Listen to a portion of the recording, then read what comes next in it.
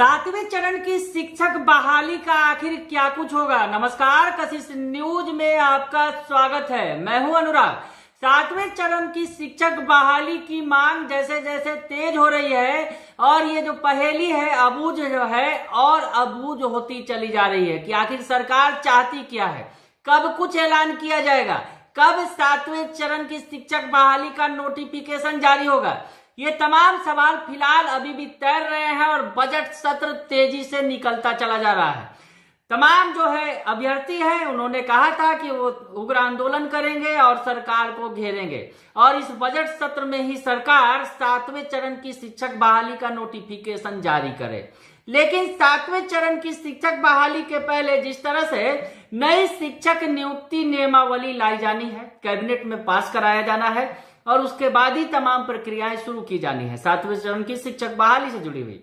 और इस शिक्षक बहाली में 3 लाख पदों पर बहालियां की जानी है, लेकिन मामला आगे नहीं बढ़ सका। कई सारे जो है कैबिनेट की बैठकें हो गई, लेकिन वो जो नई नियुक्ति नियमावली वो कैबिनेट की बैठक में नहीं लाई जा सकी। और शिक्षा मंत्री हर बार दावा हालांकि कर रहे हैं कि वो सातवें चरण की शिक्षक बहाली को लेकर तत्पर हैं, जो नई नियुक्ति नियमावली तैयार की जा रही है। पिछले दिनों हालांकि उन्होंने कहा था कि नई नियुक्ति नियमावली तैयार कर ली गई है, उन्होंने हस्ताक्षर कर दिया है और अब बस कैबिनेट की मुहर लगनी बाकी है। हालांकि बाद में उनका स्टेटमेंट बदल गया शिक्षा मंत्री प्रोफेसर चंद्रशेखर का, और उन्होंने कहा कि नई नियुक्ति नियमावली तैयार की जा रही है, जल्द लाई जाएगी और उसके बाद ये बहालियां की जाएंगी। आपको बताएं कि पिछले दिनों जो शिक्षा मंत्री हैं प्रोफेसर चंद्रशेखर ने सदन के अंदर बिहार विधान परिषद में एक सवाल के जवाब में ये कहा था। दरअसल बीजेपी ने ये सवाल उठाया था, तो चंद्रशेखर जो प्रोफेसर चंद्रशेखर शिक्षा मंत्री हैं उन्होंने कहा कि इस साल तक यानी 2024 में जो उच्च और उच्च माध्यमिक स्तरों पर जो बहालियां होनी है शिक्षकों की, वो बहाली कर ली जाएगी, वो पूरी कर ली जाएगी। ये जवाब उन्होंने दिया था। यहाँ मामला ये भी फंस गया कि अगर सरकार तमाम प्रक्रियाएं शुरू भी कर देती है, सातवें चरण की शिक्षक बहाली शुरू भी हो जाती है, तो पहले चरण में माध्यमिक और उच्च माध्यमिक शिक्षकों की बहाली की जानी है। जी हाँ, तो ऐसे में सरकार जब अगर प्रोसेस में जाती है तो इस साल तक उच्च माध्यमिक और उच्च माध्यमिक शिक्षकों की जो बहाली होनी है, उसमें भी बड़ी संख्या है शिक्षकों की, वो बहालियां भले ही सरकार की तरफ से पूरी कर ली जाएंगी, लेकिन प्राथमिक शिक्षकों की बहाली का मसला फिर से अटक जाएगा और इस साल वो पूरा नहीं हो सकेगा। क्योंकि जिस तरह से शिक्षा मंत्री ने जो बीजेपी विधायकों के विधान पार्षदों के सवाल के जवाब में कहा था, दरअसल इस सवाल पर पूरक पूछा था प्रोफेसर नवल किशोर यादव ने और कहा था कि ये शिक्षक जो बहाली प्रक्रिया है वो पूरी हो जाएगी इस वर्ष के अंत तक।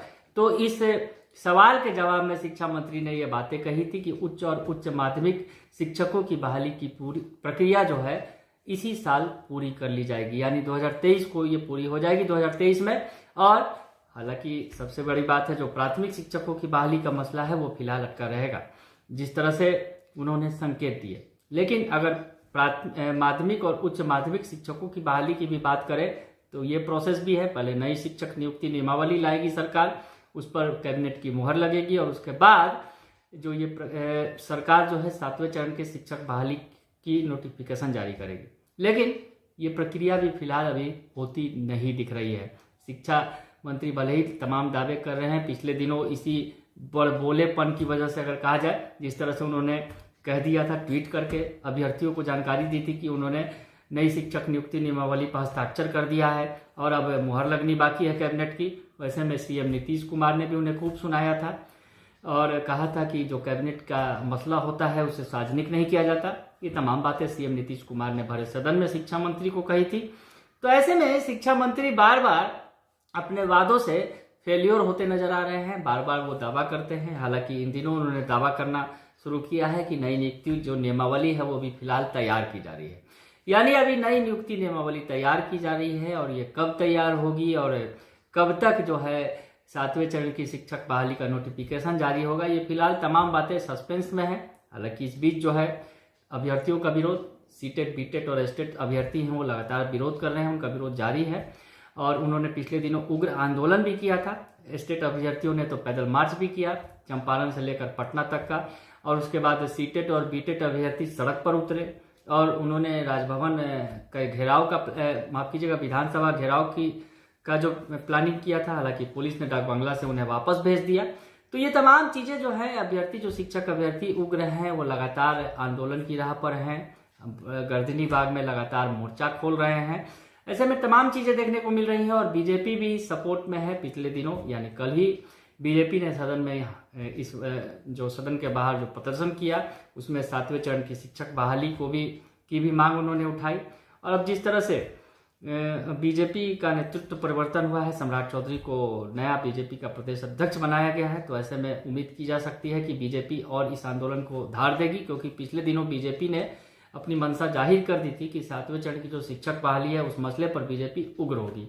तो खैर फिलहाल तमाम आंदोलन के दावे किए जा रहे हैं। सरकार के दावे हैं कि जल्द ही वो कैबिनेट में लाएंगे नई नियुक्ति नियमावली और 7वें चरण की शिक्षक बहाली की जाएगी। ये तमाम दावों और प्रतिदावों के बीच, विरोध के बीच अभी भी इंतजार है कि 7वें चरण की शिक्षक बहाली कब होगी। तो ताजा अपडेट फिलहाल यही है कि अभी 7वें चरण की शिक्षक बहाली पर केवल दावों का दौर चल रहा है। फिलहाल जमीनी हकीकत नजर नहीं आती है। बने रहिए कशिश न्यूज के साथ, तमाम खबरों से आपको अपडेट रखेंगे। फिलहाल के लिए इतना ही, धन्यवाद।